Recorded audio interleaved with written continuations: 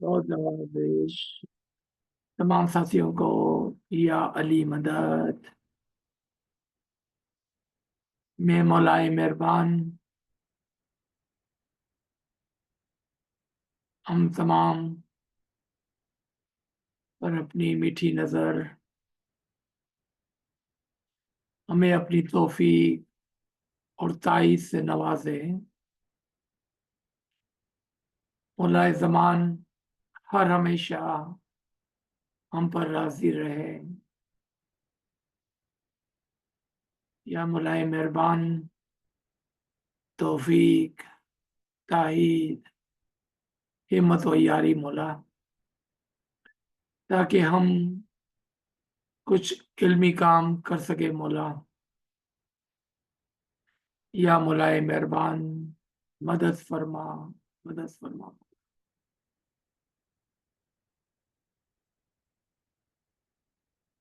दोस्तों, आज हम आईआई नूर, जिसको आईआई मिसबा भी कहते हैं, उसके ऊपर ये सेशन करेंगे। और आप देखेंगे कि इमाम के फरमान के मुताबिक कुछ ऐसे अल्फाज जो कुरान करीम के अंदर आए हैं, जब जब हमारी नज़र और तवज्जो उस पर जाए तो हमारे अंदर एक तसव्वुर बनना चाहिए, एक ख्याल आना चाहिए। कुरान एक हिदायत की किताब है,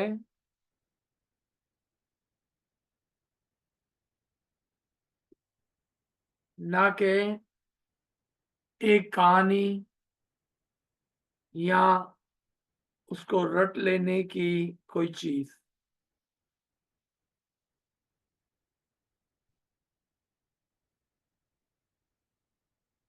जब मौला अपने फरमान में या किसी मकाम पर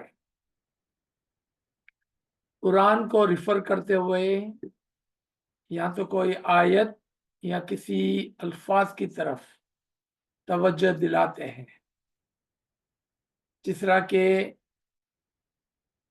मौला ने Kokab,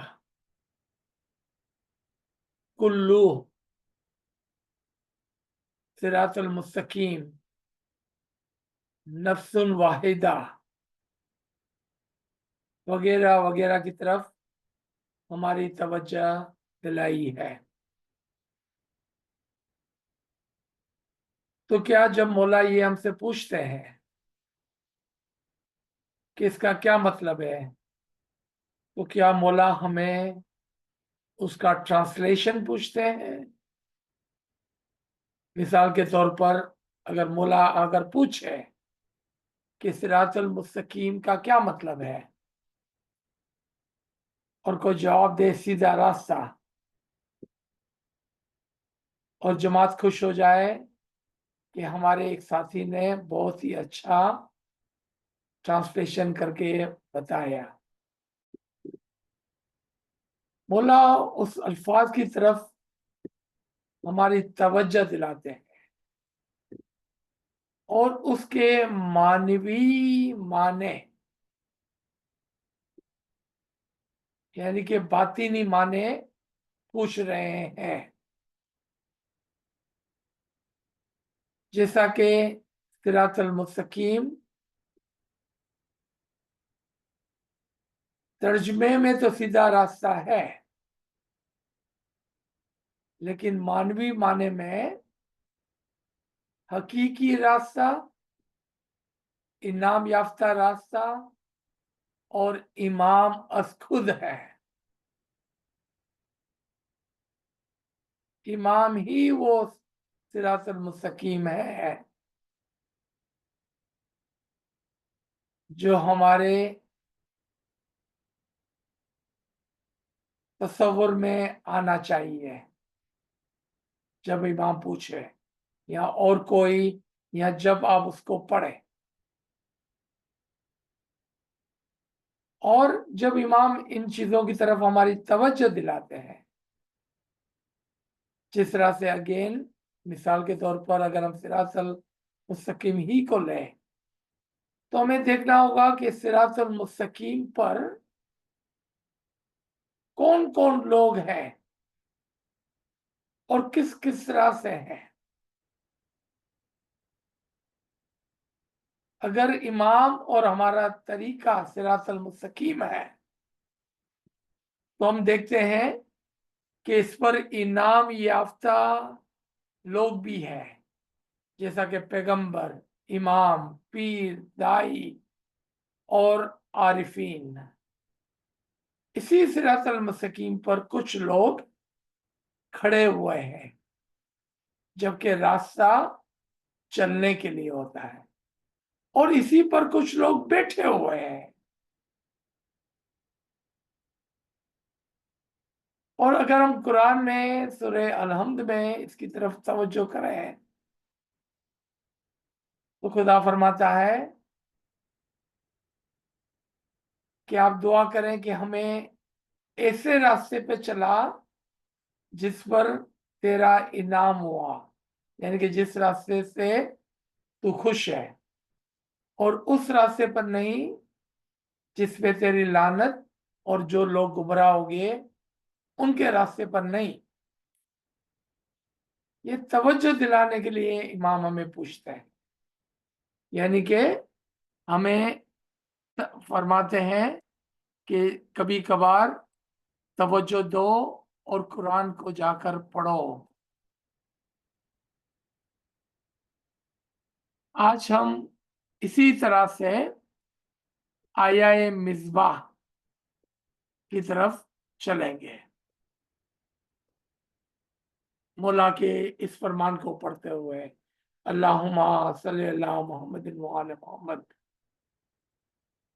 My beloved spiritual children, I have told you on many an occasion how important it is that if you learn parts of the Quran, you should understand their meaning. It is important that if you recite or know parts of the Quran, you should be able to explain their meaning. Don't forget that our branch of Islam is an esoteric branch of Islam. मौला फरमाते हैं, मैंने आपको बहुत मर्तबा फरमाया है कि कितना जरूरी है कि जब जब आप कुरान को पढ़ें तो आप उसको समझें, उसकी मानी को, और आप उसकी मानी को दूसरों के लिए भी बयान कर सके। और याद रखना कि हमारा तरीका इस्लाम का बातिनी तरीका है। Esoteric means that what is written is there, but its meaning is not there for everyone. It is there to those who are part of our Jamaat, and it is important, therefore, that if you learn parts of the Quran, you should be able to explain the esoteric meaning of those parts. बातिनी का मतलब ये है कि जो लिखा हुआ है वो तो सबके लिए है, लेकिन उसकी माने जो है वो सबके लिए नहीं है, वो सिर्फ हमारी जमात के लिए है। इसलिए इसलिए ये जरूरी हो गया कि जब जब आप कुरान को सीखें और पढ़ें तो उसके बातिनी माने बयान कर सके। अल्लाहुम्मा सल्ली अला मुहम्मदिन व आले मोहम्मद। अब हमारे लिए फरमान वाज़े हो गया कि इमाम जब पूछते हैं तो वो बातिनी माने पूछ रहे हैं, ना के जाहिरी।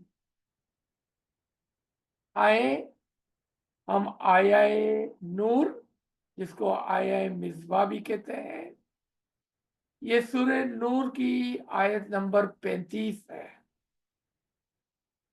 ये वही सूरह है और वही आयत है जिसकी तरफ इमामुल वक्त शाह करीम अल हुसैनी ने गोल्डन जुबली में बहुत ज्यादा इम्फिसाइज करते हुए जमात को फरमाया कि अगर आप इस आयत को समझ जाते हैं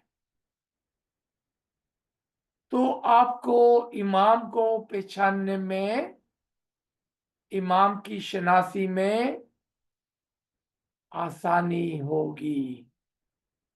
This is the very surah and ayat regarding which Imamul Waqt Shah Karim al Husseini have emphasized during the Golden Jubilee by telling us that if you understand this ayat,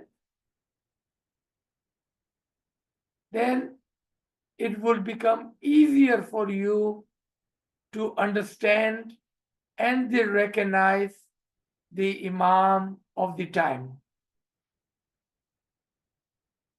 Let's come and see what is in this ayat which could and should help us recognize the Imam of the time. तो आए हम देखते हैं कि क्या चीज है इस आयत के अंदर जो हमें मदद कर सकती है इमाम की पहचान में, ताकि हम जमाने के इमाम को पहचान सके, इमाम शनासी में मदद मिल सके। और ये सिर्फ पढ़ लेने से नहीं होगा, समझने से होगा और गौर करने से होगा। आप में से वो जो हकीकतन इमाम शनास बनना चाहते हैं या इमाम शनास है, उसके लिए ये सबसे ज्यादा इम्पोर्टेंट, जरूरी, तावीली आयत होगी, क्योंकि नूर का सरचश्मा, फाउंटेन हेड यहां से चलता है, यहां से चलता है। बिस्मिल्लाहिर्रहमानिर्रहीम। अल्लाह जमीन और आसमान का, या अल्लाह हेवंस एंड अर्थ का नूर है। पहले इस लाइन पर तवज्जो देनी होगी। खुदा ताला फरमाता है कि अल्लाह नूर है,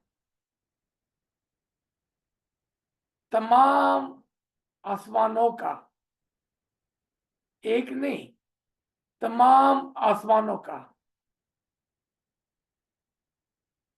और जमीन का।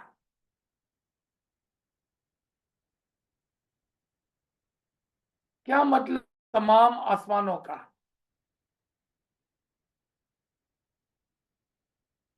चूंकि यहां पर जाहिरी आसमान और जाहिरी जमीन की बात नहीं हो रही है, क्या हमको दोबारा इमाम के फरमान में जाकर देखना और समझना होगा कि इमाम ने कहा था कि जो लिखा हुआ है वो तो सबके लिए है, लेकिन इसका बातिन हमारे लिए है और सिर्फ हमारी जमात के लिए है। यानी कि हमें इसके बातीन में उतर कर देखना होगा। अगर आपके जहन में ये खाका बन गया कि ये आसमान जो ऊपर नजर आता है और ये जमीन जो नीचे नजर आती है, तो फिर ये कौन से आसमान है और कितने ये आसमान है कि जिसका खुदा नूर है। और जब जमीन की बात हुई तो सिर्फ एक जमीन का बयान हुआ, और जमीन के लिए भी अल अर्थ, दी अर्थ, एक बहुत ही पर्टिकुलर, वन अर्थ नहीं, एक जमीन नहीं, ए अर्थ नहीं, एन अर्थ नहीं, दी। और दी कब लगता है? When do you use the instead of an और a? When you are talking about particular, very very defined place. आप में से जो इल्म से वाकिफकार है वो जानते हैं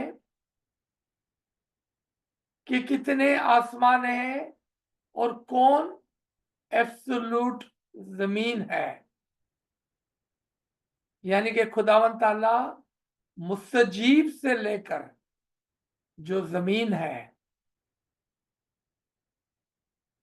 अक्ले कुल तक के आसमानों का नूर है, जिसमें माजून, दाई, हुज्जत, इमाम, नातिक, नफ्स कुल और अक्ले कुल और उनके दरमियान में सारे दर्जात और आसमान आ जाते हैं। सब के सब का नूर है। यानी कि आसमान से लेकर जमीन और उनके दरमियान में जितने भी दर्जात हैं उन सब का खुदावंद ताला नूर है। जब आप कुरान के अंदर उतरेंगे और देखेंगे तो आपको खुदा के नूर का जिक्र मिलेगा, नबी के नूर का जिक्र मिलेगा, इमाम के नूर का जिक्र मिलेगा, मोमिनों के नूर का जिक्र मिलेगा, जिससे हमें पता चला कि नूर एक है मगर दर्जात बहुत है। यानी कि जो नूर और उसकी कदर और कीमत अक्ले कुल के मकाम पर होगी, नातिक के मकाम पर होगी, इमाम के मकाम पर होगी, हुज्जत और पीर के मकाम पर होगी, दाई और ऊपर के दर्जात पर होगी, हो सकता है कि उस ताबान नूर और उसकी रोशनी मुस्तजीब के मकाम पर ना हो, मगर नूर और रोशनी तो होगी। मिसाल से समझे, सुबह को 7 बजे जब सूरज निकलता है, कितनी रोशनी है उसकी, और जब वो 1-2 बजे आसमान पर चमकता है तो उसकी कितनी रोशनी होती है, आपने देखा। इसी तरह से बुलंद से बुलंद आसमान की तरफ, यानी कि दर्जात की तरफ, जो नूर और उसका ताबान होना है, चमकना है, और जो नीचे मुस्तजीब के मकाम पर है उसमें फर्क होगा। लेकिन जब मुस्तजीब माजून और माजून दाई और दाई हुज्जत और इमाम के दर्जे तक पहुंचते हैं या उससे भी कोई बुलंद मकाम पर जाएंगे तो वहां पर उसी नूर की रोशनी ज्यादा और बरकरार होगी। यानी कि बहुत सारे आसमानों और जमीन का ये नूर है। अब आए उसकी दूसरी लाइन के ऊपर।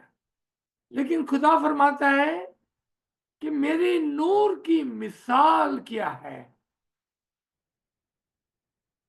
मेरे नूर की मिसाल एक दिया है, एक लैंप है। और वो कहाँ रखा हुआ है? एक निच में।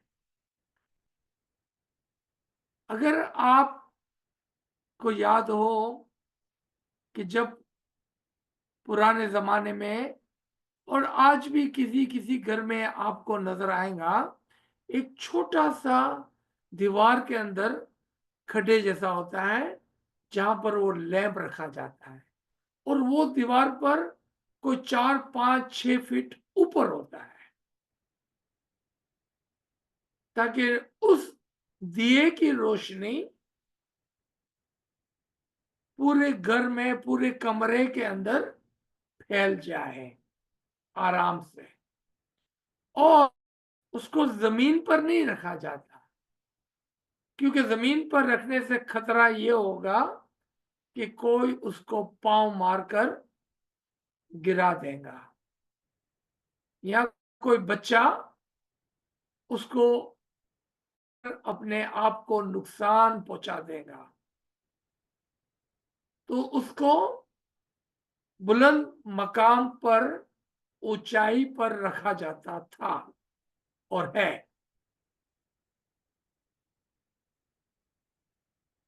अब मिसाल को पहले देखें कि मेरे नूर की मिसाल एक ऐसा दिया है जो ऊंचे मकाम पर रखा हुआ है। लेकिन दिए की मिसाल दी, सूरज की मिसाल नहीं दी, चांद की मिसाल नहीं दी, एक दिए की मिसाल दी। क्यों? यही इमाम का फरमान था कि जब जब आप कुरान में इन अल्फाजों को देखें और पढ़ें, तो आपके दिल में एक तस्वुर, आपके दिमाग में एक खाका बनना चाहिए। क्योंकि ये अल्फाज दूसरों के लिए बस अल्फाज हैं, हमारे लिए इसके अंदर बहुत सारी तावीलात और माने छुपे हुए हैं।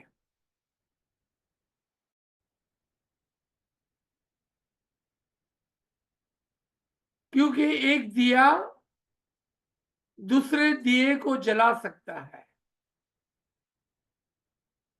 एक सूरज को आप घर में नहीं ला सकते हैं, और एक सूरज से दूसरा सूरज जलाया नहीं जा सकता, मगर एक दिए से बआसानी एक, दो और बहुत सारे दिए जलाए जा सकते हैं।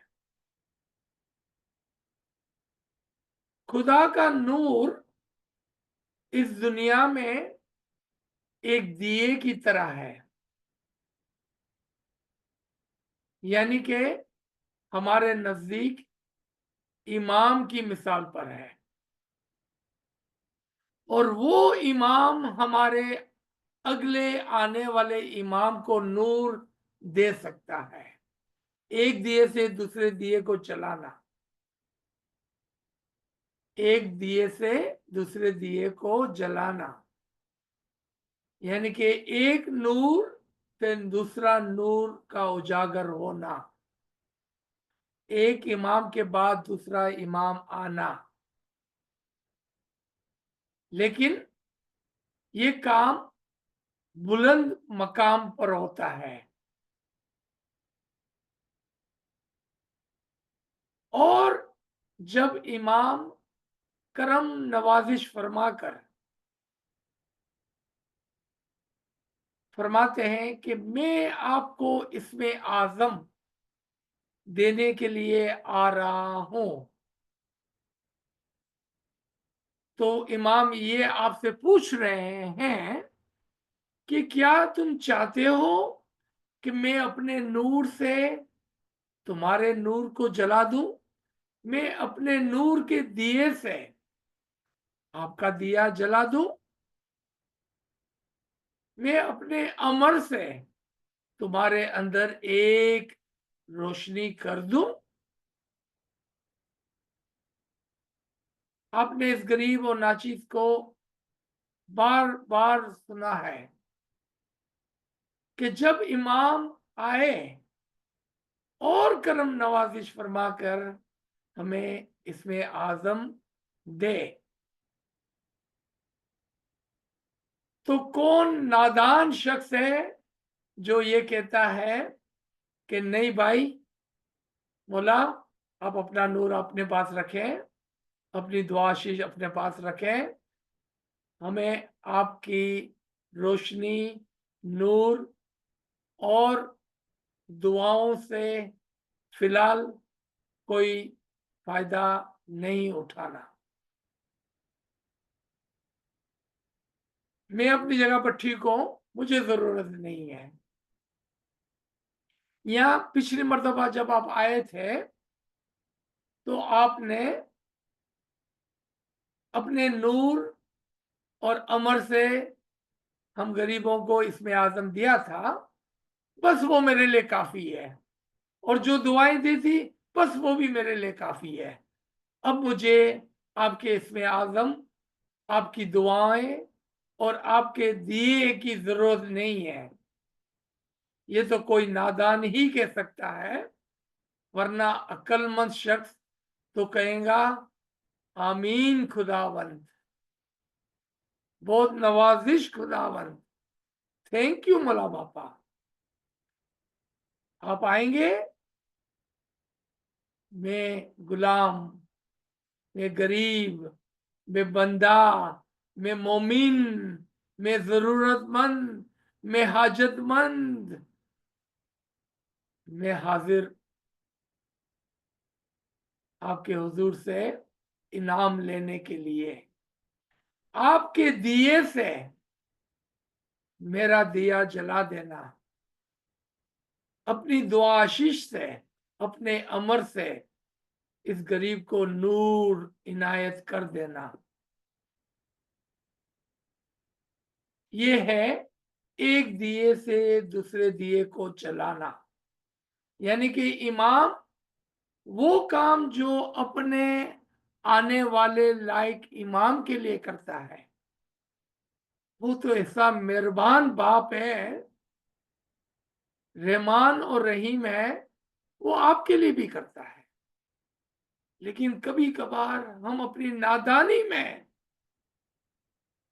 जबान से नहीं, अपने एक्शन से, अपने आमाल से, अपने इल कॉन्सेप्ट ना समझी की वजह से मना कर देते हैं। नौजबिल्ला, हम इमाम को कहते हैं हमें आपकी जरूरत नहीं है। आए दोबारा से इस आयत की तरफ। और ये दिया, ये लैंप एक शीशे की कंदिल में है। क्यों शीशे की कंदिल में है? ताकि कोई दुश्मनाने दीन जानबूझकर या कोई नादान अनजाने में इस दिए को बुझा ना दे। दुश्मनाने दीन अपने मुंह की झूठी दलीलों से इस नूर को बुझाने की कोशिश करते हैं, इसलिए उसकी हिफाजत जरूरी हुई। और कभी कभार या अक्सरियत में जमात अनजाने में इस नूर को बुझाने की कोशिश करती है। आप कहेंगे तौबा तौबा, हम क्यों इस नूर को बुझाने की कोशिश करेंगे? बजा फरमाया आपने। इसीलिए मैंने कहा अनजाने में जब हम इबादत नहीं करते, जब हम इमाम की फरमान बरदारी नहीं करते, और जब जब हम अपने अंदर इस दिए को, इस रोशनी को बुलंद नहीं करते, तब तब हम अनजाने में इमाम के उस रोशनी को जो हर मोमिन में है बुझाने की कोशिश करते हैं। अनजाने में, ठीक है, अनजाने में। इमाम आका सुल्तान मोहम्मद शाह सल्लल्लाहु अलैहि हमारे जाने इस इमाम से फिदा हो, फरमाते हैं कि ऐसा ना हो कि वो रोशनी, वो नूर जो हमने आपके अंदर जलाया है, वो इबादत ना करते हुए आप उसको बुझा दें। यानी कि जो इसमें आजम हमने आपको दिया है, जिसके अंदर नूर पिनान था, उसको छोड़ दें और उसको भूल जाएं और इबादत ना करें। ये हुआ अनजाने में नूर को बुझाना। इसलिए जरूरी हुआ कि इसको हिफाजत के साथ एक शीशे की कंदील में रखा जाए। अब इस शीशे का क्या हाल है कि ये ऐसा चमकता हुआ शीशा है, जिसको इमाम ने पूछा कि क्या आप जानते हैं कि कौकब दूरी क्या है? तो किसी ने कहा मौला कौकब का मतलब है सितारे। मौला ने कहा शाबाश, क्या करें मौला? मौला ने आपको पहले से ही समझाया कि मैं आपको ट्रांसलेशन नहीं पूछ रहा हूं, मैं आपको उसके बातिनी माने पूछ रहा हूं।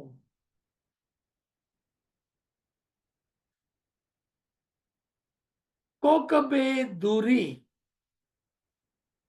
चमकते हुए सितारों का मजमुआ। तावीलन सूरज इमाम की मिसाल है, चांद पीर की मिसाल है, और सितारे दाइयों की मिसाल है। कि मैंने अपना नूर शीशे की कंदील में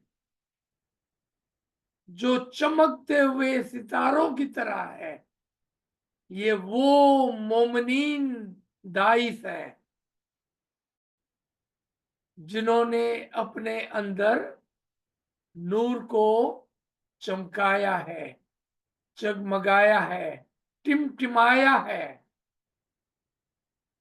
ताकि इस टिमटिमाट की वजह से, इन शाइनिंग स्टार्स की वजह से जमात इन नूरानी चेहरों की तरफ, मोमिनों की तरफ, जिनके मुंह से और आंखों से और पेशानी से नूर झलकता है, तवज्जो दे और उनकी तरफ नजर करें, ताकि इमाम का नूर और इमाम का इल्म और इमाम के बातिनी मजहब की समझ इन चमकते हुए सितारों से मिल जाए। क्योंकि इमाम ने अस खुद फरमाया, we are the one who will give नूर टू देम। क्या फरमाया?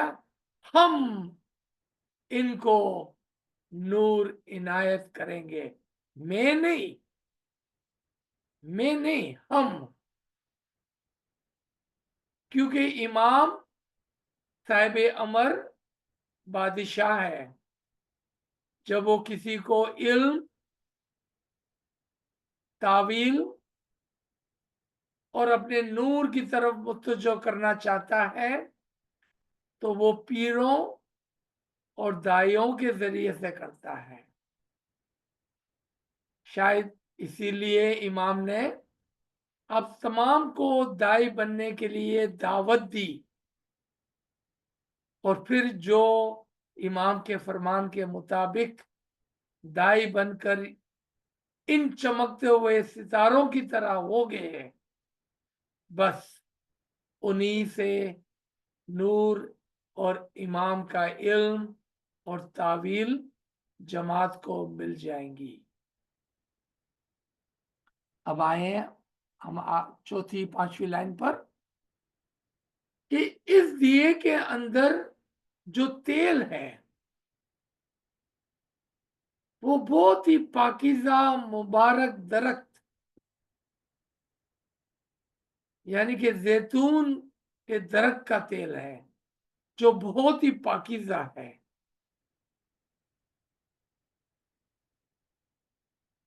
अब इसकी क्या तावील हो सकती है कि ना सिर्फ तेल से जलता है बल्कि पाकीज़ा जैतून के दरख्त से चलता है।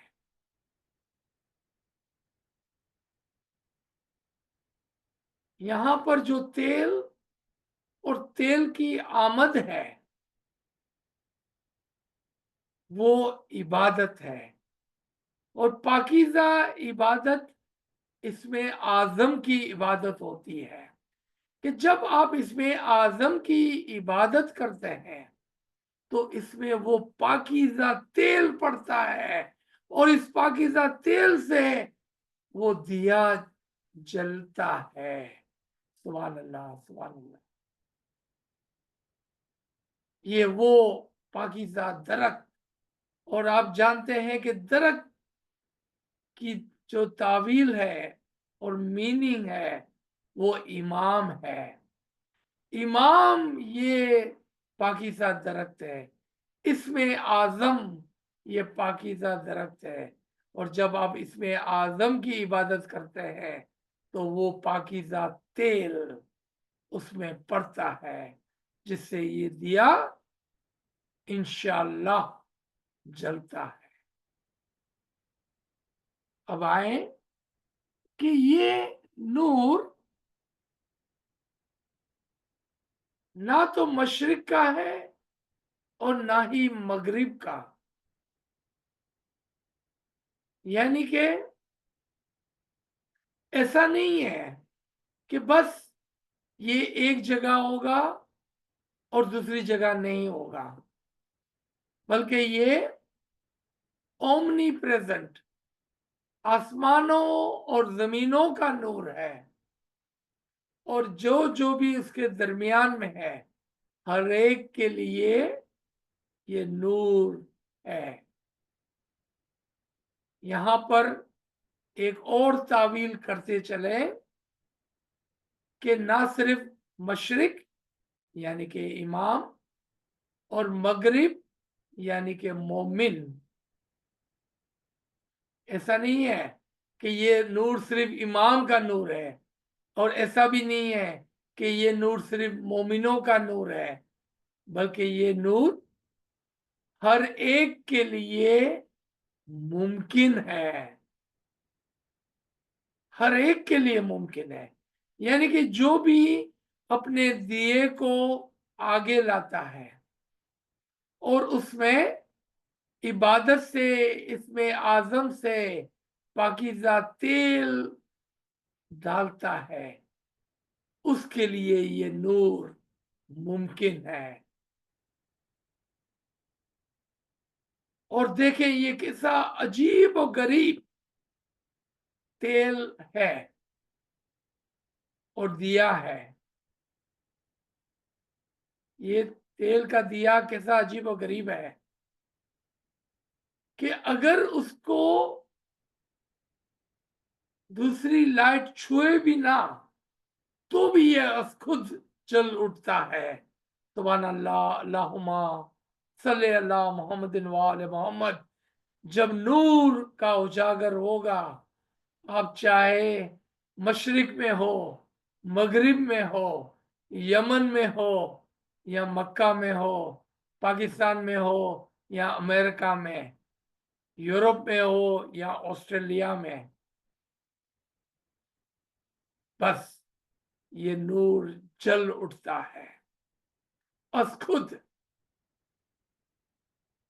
एक तावील के मुताबिक ये आयत प्रिडिक्शन थी कि जब इमाम हुसैन को शहीद किया गया करबला में, और इमाम ज़ैनुल आबिदीन दूर किसी मकाम पर थे, तो ये नूर यहां से वहां करीब ना होने के बावजूद जल उठा। इसी तरह से इमाम चाहे एग्लोमोड में हो या लिस्बन में, पूना में हो, मुंबई में हो या किसी और मुल्क में, जब मोमिन तैयार हो जाता है तो बस ये दिया अस खुद, इस नूर का उजागर अस खुद हो जाता है। सुभान अल्लाह, अल्लाहुम्मा सल्ली अला मुहम्मद व आले मोहम्मद। नूरन अला नूर, ये वो कुलिया है, प्रिंसिपल है, हमारे मजहब का असल है। एक नूर पर दूसरा नूर, एक नूर के बाद दूसरा नूर, एक इमाम के बाद दूसरा इमाम, बाप इमाम, बेटा इमाम, बेटा इमाम, बाप इमाम, नूर पर नूर, नूर के बाद नूर। यहां पर एक डेमोस्ट्रेशन के तौर पर कि जब एक इमाम यानी कि साबिक इमाम दूसरे इमाम को यानी कि लायक इमाम, आने वाले इमाम को अपना नूर देता है, तो ये दिया अपनी जगह पर जलता रहता है और ये दिया भी जल जाता है, नूर पर नूर, लेकिन दोनों दिए जले हुए। जब साबिक इमाम इस दुनिया से रेलत करता यानी कि अपने आने वाले इमाम के साथ एक हो जाता है, तब ये हम कह सकते हैं हमारा नया इमाम आज की मिसाल में शाह रहीम अल हुसैनी हाजिर इमाम सल्लल्लाहु अलैहि है, और शाह करीम के नूर से उसको नूर मिला। लेकिन जब तक शाह करीम दुनिया में हाजिर थे, ये दिया भी जलता रहा, ये दिया भी जलता रहा, और दोनों नूर आस्ते आस्ते आस्ते एक दूसरे से मिल गए, और आज हमारे पास खुदावन ताला की रहमत और वादे के मुताबिक हाजिर और मौजूद इमाम नूर पर नूर एक साथ मौजूद है। नूरन अला नूर हमारे मजहब का पाया है। एक पर इमाम आका सुल्तान मोहम्मद शाह सल्लल्लाहु अलैहि हमारी जाने उस इमाम से फिदा हो फरमाते हैं कि अगर तमाम मुसलमान कुरान की एक आयत और एक कुल्लिये के ऊपर यकजा हो जाए तो तमाम के तमाम झगड़े खत्म हो जाएंगे। पूछा वो क्या है? फरमाया नूरन अला नूर। अगर कुरान के एक आयत और एक कुलिये पर तमाम मुसलमान खड़े हो जाएं तो तमाम झगड़े खत्म हो जाएंगे, क्योंकि उन्होंने नूर को छोड़ा और नूर को बुझाने की कोशिश की और नूर को ना समझा, तो आज उसकी वजह से इतने झगड़े पैदा हो गए हैं। वरना जहां तक नूर का ताल्लुक है, और जो नूर को पकड़े हुए हैं उसमें कोई झगड़ा नहीं है। आए आगे चलते हैं। और अल्लाह जिसको चाहे अपने नूर की तरफ हिदायत करता है। तो क्या ऐसा है कि अल्लाह कुछ को चाहता है और कुछ को नहीं चाहता है? ऐसा नहीं है। खुदा ताला ने फरमाया कि तुम मेरी मदद करो तो मैं तुम्हारी मदद करूंगा। अगर तुम चाहते हो कि मैं तुझे गाइड करूं, हिदायत करूं, तो मैं तुम्हारी हिदायत करूंगा। वरना हो तो हादी ये बरहक है और वो तो हिदायत करता रहता है और वो नूर की रोशनी भी बिखरता रहता है। अगर कोई नादान बस खुद कहे कि मुझे ये नूर नहीं चाहिए, तो वो क्या करे? और कोई आंखें बंद करके अंधा बन जाए जानबूझकर, तो वो कहां से रोशनी देखेगा? कोई अपने कानों में उंगली डाल दे तो वो नूर कहां से दाखिल होगा? बस अल्लाह तो इसी तरह से मिसालें बयान करता है इंसानों के लिए। वरना अल्लाह तो हर चीज पर कादिर, वो मुतल्लक है और हर चीज को जानने वाला है, जो तुम्हारे दिलों में है और जो तुम्हारी जबानों पर है, जो तुम सोचते हो और जो तुम बोलते हो, हर चीज को वो जानता है। तो यहाँ पर हमारा ये सेशन तमाम होता है। नीचे की तरफ शेयर करने के लिए, आपको दोबारा याद दिलाने के लिए कि तेल, ऑयल इबादत की मिसाल था। प्योर ऑयल, प्योर इबादत, इसमें आजम की इबादत की मिसाल था। और दरख्त इमाम की मिसाल था। और उस दरख्त के जो नीचे रूट्स है वो मोमिन की मिसाल है। उसका जो तना है वो मजहब की मिसाल है। उसके जो ब्रांचेस है वो तमाम अदायब और अदर तरीके की मिसाल पर है। पत्ते हैं वो शरीयत की मिसाल पर है। उसके जो फ्रूट है वो उसका एसेंस और उसका असल है। उसका जो कर्नल है, उसका बीज है, वो दोबारा से सीड्स यानी कि ऑयल की मिसाल है। और दरख्त इमाम की मिसाल है। अगर आप कुरान में और पढ़ना चाहते हैं इस दरख्त के बारे में, तो आप पूरा 14 आयत 24 में इसको पढ़ सकते हैं कि कलीमा तैयबा एक पाकीज़ा दरख्त की मिसाल पर है। और एक पाकीज़ा इसमें आजम जो है वो एक अच्छे दरख्त की मिसाल पर है, जिसके रूट्स जमीन पर मजबूत है और जिसकी ब्रांचेस आसमानों तक लगी हुई है। और वो हर हमेशा 24 महीने हर रोज एक फ्रूट देता रहता है। और ये खुदा का वादा है आपसे। अल्लाहुम्मा सल्ली अला मोहम्मद व आले मोहम्मद। यहाँ पर हम इसको रोकते हैं ताकि फिर कोई सवालात हो तो आप पूछ सकते हैं। मैं दोबारा से आयत को सामने रख देता हूँ ताकि आपके देखने में आसानी हो।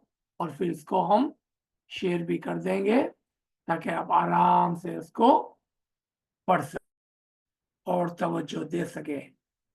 जी।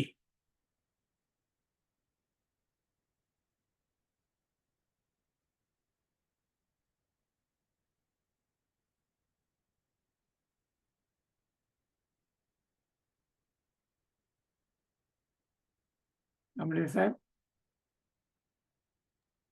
जी सर। कोई सवाल, कोई कमेंट्स?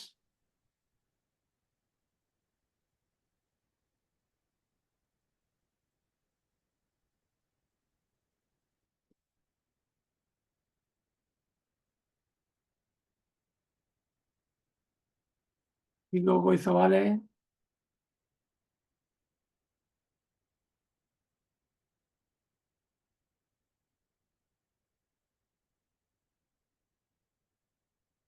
आप पूछ लें ताकि कल कोई कंफ्यूजन ना रह जाए, और अगर नहीं भी पूछना चाहते हैं तो भी कोई बात नहीं है।